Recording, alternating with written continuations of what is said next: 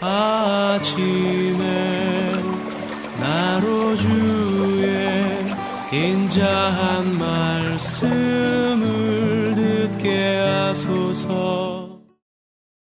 성도 여러분 안녕하세요. 월요일입니다.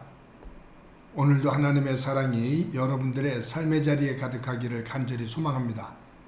말씀 한 국 봅니다. 디모데전서 5장 1절부터 16절까지의 말씀을 봉독해 드립니다.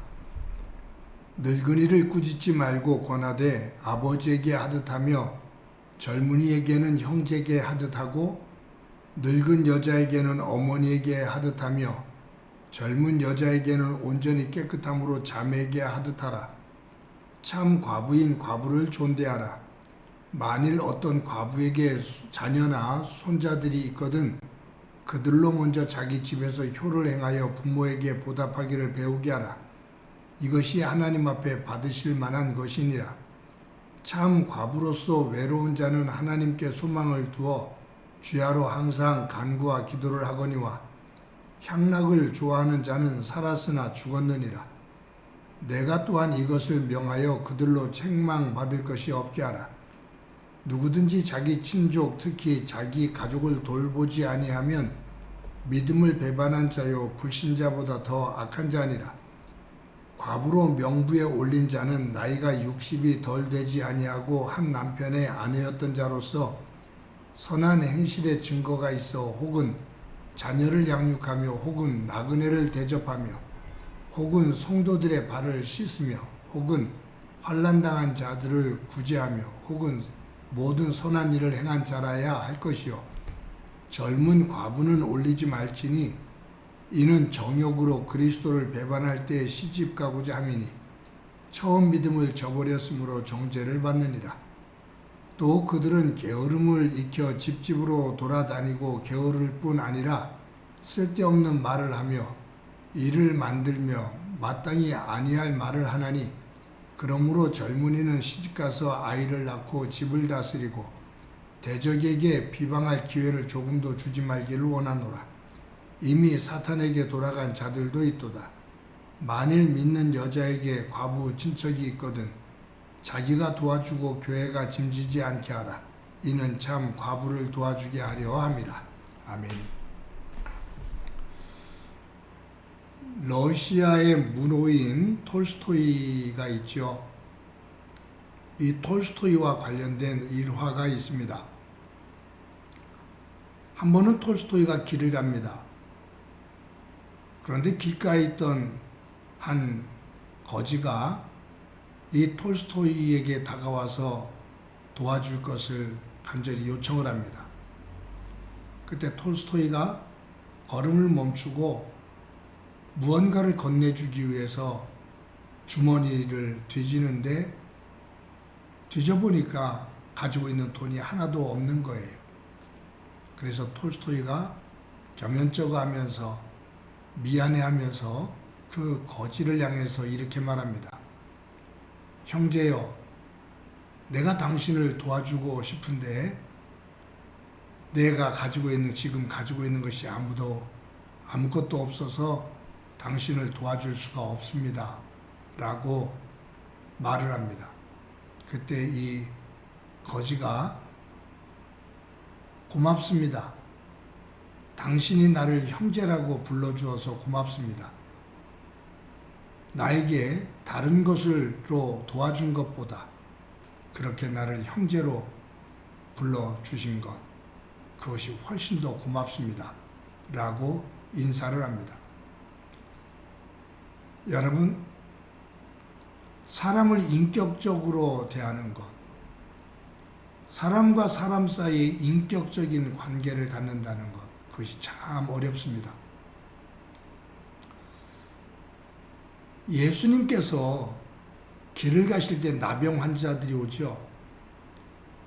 나병 환자가 왔을 때 예수님은 그 나병 환자의 몸에 손을 대시며 네 믿음이 너를 낫게 하였느니라 라고 명하십니다. 저는 예수님께서 나병 환자의 몸에 손을 대셨다라는 이 말씀에 감동을 받습니다. 나병 환자의 몸에 고름이 흐릅니다. 보기만 해도 흉측합니다. 웬만한 사람들 같으면 다 피합니다. 가까이 오는 것을 꺼려하지요. 도와주더라도 거리를 두고 무언가를 던져줍니다. 그런데 예수님은 그렇게 하지 않으셔도 될 텐데 나병 환자의 몸에 손을 대시며 이르시되 나병 환자의 몸을 만져주셔요. 만약에 제가 나병 환자라면 제가 놀랐을 겁니다. 제 몸에 고름이 흐르는데, 피고름이 흐르는데 예수님이 내 몸을 만져주셨다. 몸이 나았던 안 나았던 그 자체로 감동이죠. 이것이 인격적인 관계입니다. 가지고 있는 사람과 가지고 있지 않은 사람, 배운 사람과 배우지 않은 사람, 부자와 가난한 사람, 높은 사람과 낮은 사람, 이것 속에서 어떤 차별, 이것이 있는 것이 아니라 한 생명관계로서 한 사람의 존중성을 가지고 존중히 여겨주는 것, 한 사람으로서 존중히 여겨주는 것, 이것이 인격적이죠. 그래서 식당을 가든지 어디를 가든지 거기에서 일하시는 분들을 향해서 함부로 부르고 함부로 말하는 것, 그것은 내가 사실은 더 고객이기 때문에 높은 자리에 있는 것처럼 생각할지 모르지만 그것은 인격적이지 못한 겁니다. 도리어 가진 사람이 더 공손하게 가지고 있지 못한 사람을 대해줄 때, 대할 때 그 속에서 감동이 있고 그곳에서 사람의 사람다운 맛이 있는 거죠. 오늘 본문을 보면 바울은 디모데에게 교인들을 어떻게 대할 것인지, 또 교인들이 교인들을 어떻게 대하게 할 것인지 그것에 대해서 말을 하고 있습니다. 1절과 2절을 한번 보죠. 늙은이를 꾸짖지 말고 권하되 아버지에게 하듯하며 젊은이에게는 형제에게 하듯하고 늙은 여자에게는 어머니에게 하듯하며 젊은 여자에게는 온전히 깨끗함으로 자매에게 하듯하라. 나이가 많으신 어르신들을 대할 때 아버지 어머니를 대하는 듯 해라. 젊은 남자와 젊은 여자를 대할 때 형제와 자매를 대하는 듯 해라. 이것은 목회자가 성도들에게, 또 성도가 목회자에게, 성도가 성도들을 대할 때 갖게 가져야 될 자세다 그 말이에요. 어른을 공경해라. 젊은 사람들을 사랑해라. 그리고 질서를 지켜라 라는 말이죠.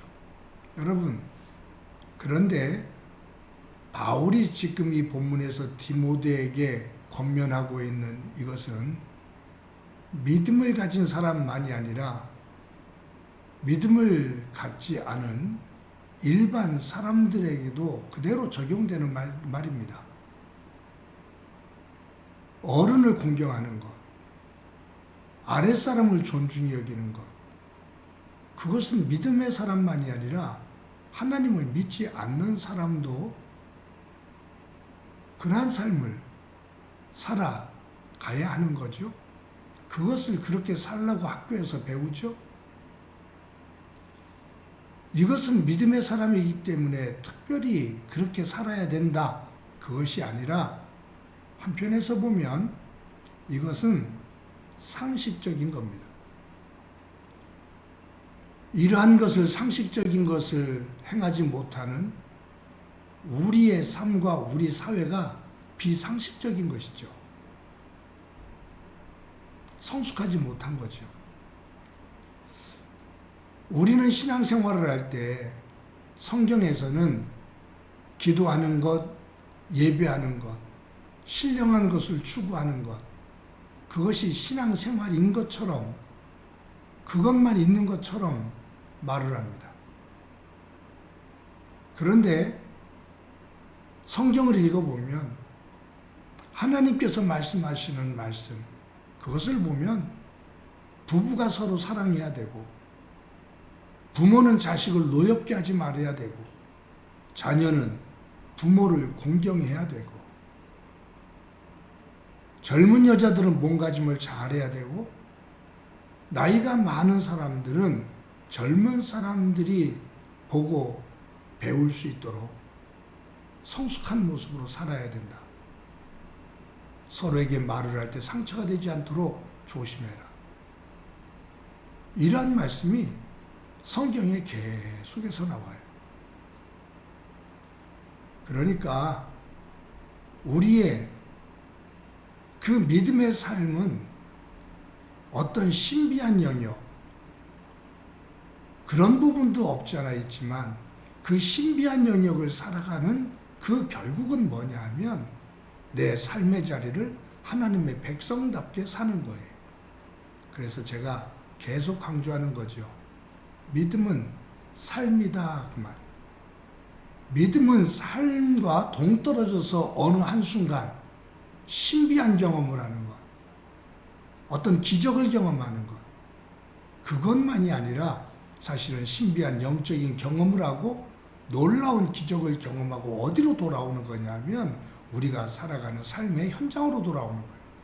그 삶의 현장에서 그것을 경험한 변화되어진 사람으로서 그것을 경험하지 않은 사람보다 하나님의 성품을 더 닮아 더 신실하게, 더 성숙하게 사람이 사람다운 모습으로 살아가는 거예요. 여기서 사람이 사람다운 모습이라는 것은 하나님의 성품을 닮은 사람입니다.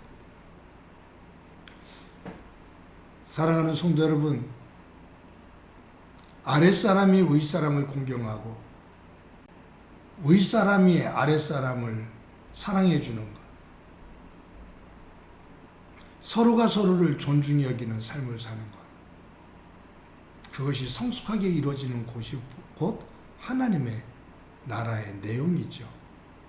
오늘도 저와 여러분이 하나님을 믿는 사람으로서 우리의 삶의 자리에서 서로를 존중히 여기며 그 속에서 하나님의 형상과 하나님의 성품을 볼 수 있는, 또 그것을 보일 수 있는 귀한 삶이 되어지고 그 후에 하나님의 은혜가 가득하기를 간절히 소망합니다. 한번 기도합니다. 하나님 감사합니다. 오늘도 귀한 날 주신 것 감사합니다. 오늘도 하루를 살아갈 때 가정과 교회와 일터와 이웃들 속에서 서로를 존중히 여기며 살아가게 하옵소서.